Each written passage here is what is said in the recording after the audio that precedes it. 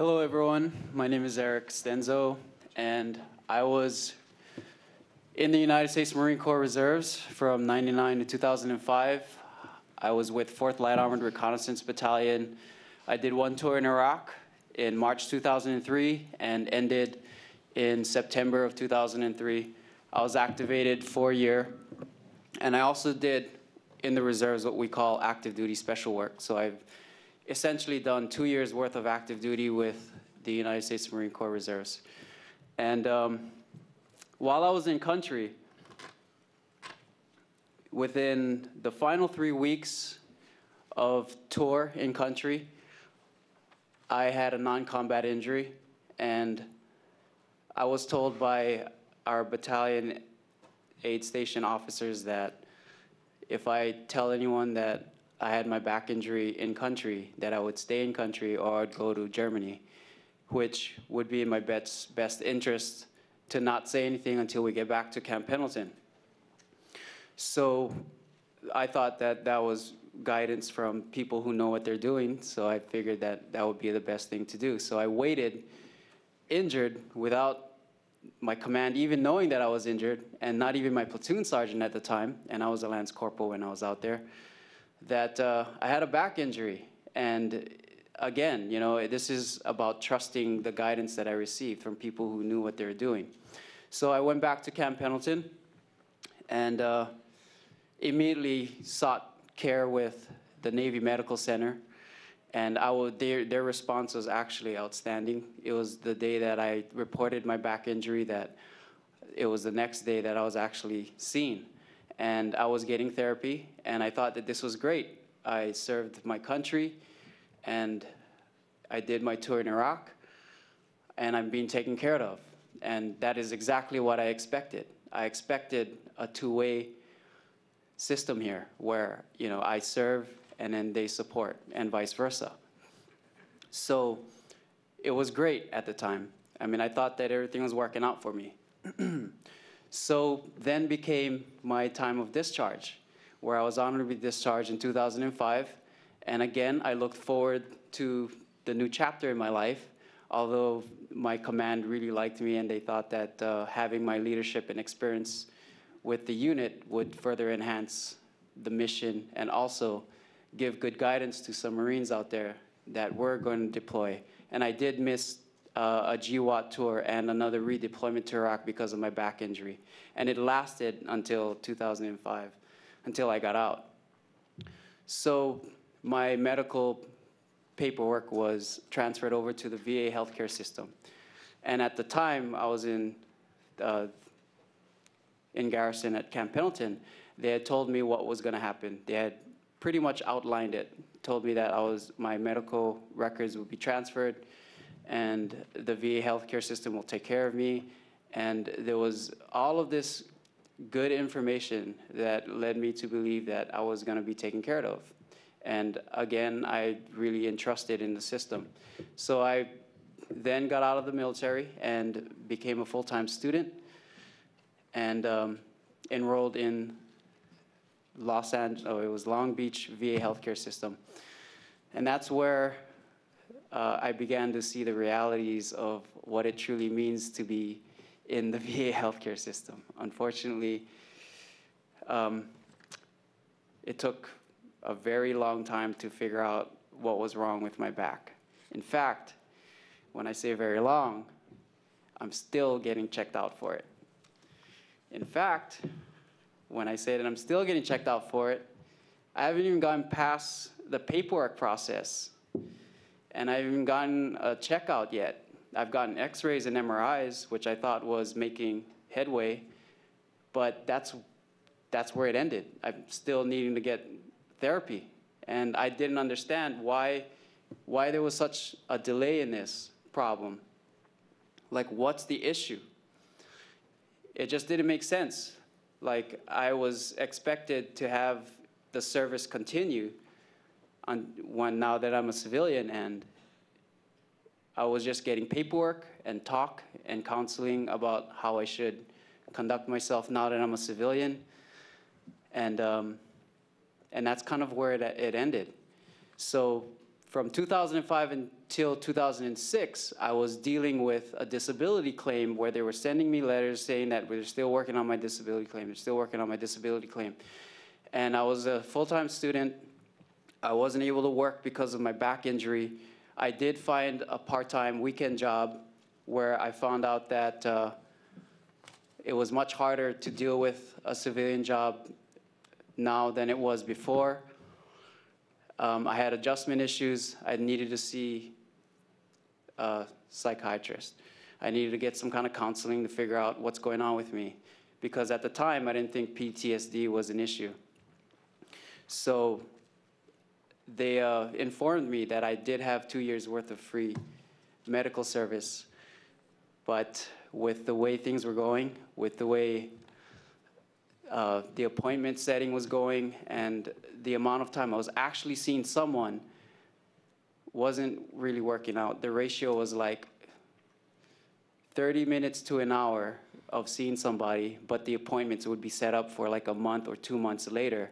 And because I was a full-time student, it was even worse, because then I would have to reschedule if I missed the appointment. If I missed the appointment in 30 minutes, the doctor would no longer be available, and I'd have to reschedule, so that meant another 2 months. So 2 years worth of medical service is nothing. It just doesn't work out. And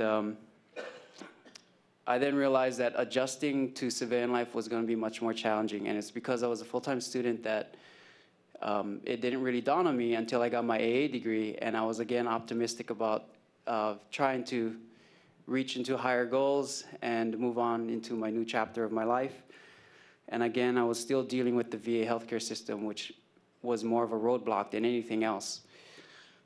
I graduated. I figured that I should go back to my hometown. I'm originally from Hawaii. So I went back to Hawaii. I saw some family there. I didn't really speak about my situation. It was very uncomfortable for me to disclose my military experience or my situation with my family. Came back, and 14 days later, realized that finding a job was much harder than expected, and most of the jobs I found weren't going to pay enough. And I did leave the military with $17,000 saved, good credit. I was a good Marine, and I served honorably. I never questioned anything about the integrity of my service to country, and the services that I was receiving until I went into the VA healthcare system. And it was then that some things were just not working out for me. I heard about Iraq Veterans Against the War through a friend of mine, Jeff Key, who also served alongside of me.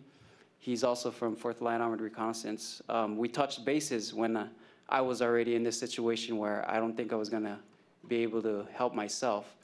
So the $17,000 that I saved went to zero, expenses built to such an extent that they were overwhelming, and I couldn't pay it anymore. I was having adjustment issues with jobs. Jobs weren't paying enough.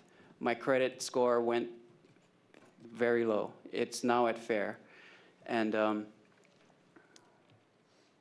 I was again finding myself in a very bad situation. And I couldn't believe that this is exactly how Vietnam veterans must have felt when they came back home. Jeff Key lived in Hollywood at the time. I gave him a call. He wasn't home. But he did have somebody that was house sitting for him. So he told me if I go over to his place, I'd be able to stay there. So this was considered couch surfing, which at the time, I wasn't even thinking that I was homeless. So I stayed at his place, but it wasn't immediate because the person that was house sitting wasn't there all the time. So I ended up sleeping in my car for one day. I was in Hollywood. I decided to walk around, see if I could find some jobs. And I reached this corner. Can't remember the name of the block, but there was a food wagon that was serving free food to homeless people. And I decided to take that opportunity to eat some free food. And at first, I was thinking, I'm just hungry, and this is free food, and I'm going to go for it. So I standed in line, and interesting enough, there was another social organization there with a video camera that was documenting homelessness, and it was Friends Helping Friends organization. And as I stand there, watching everybody else around me and watching the people, Friends Helping Friends, document the homeless people, I looked at myself and I started thinking to myself, that I'm now an Iraq war vet. I'm standing in a line with homeless people being served free food. And this is actually happening to me. This is actually happening to our Iraq-era war vets, and that I'm one of them, and I'm a casualty of that system. And at that moment in time, the reality hit, and it hit so hard that suicidal thoughts began. I broke down several times. I literally cracked the day after that, and once I was able to get back to Jeff's place, I had told him many times about ending my life because this is not exactly how I wanted it to be. I lost dignity, self-respect. My honor just went down, and I was in a very dark place for a considerable amount of time. I had a relationship with a girl that eventually went away as well. She couldn't understand the situation I was in, so I ended that relationship. And again, that was another swift blow to me. And the school situation never picked up. I ended up having to find a job that barely paid anything. And it was with Jeff that I actually found a way to pick myself back up again. It was counseling through him that I found my way back in life. And he introduced me to Iraq Veterans Against the War, and it was throughout Iraq Veterans Against the War that I found a place that would help vets recuperate and continue their lives after the military. I found a place that was very close to the school that I wanted to go to, and I was, again, surprised that the VA system wasn't going to help me even at this time of need.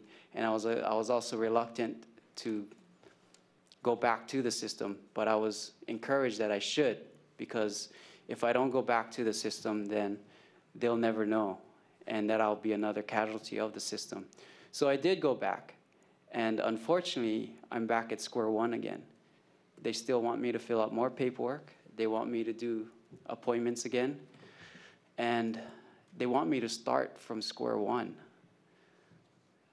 My argument to them is that my service record book, my medical record books, they all show that I have service, I have a medical injury, and that they need to somehow respond much faster than they've been doing in the past 2 years. It's been since 2005 that I got out. They're requesting that I fill more paperwork, so that's where I stand to this day.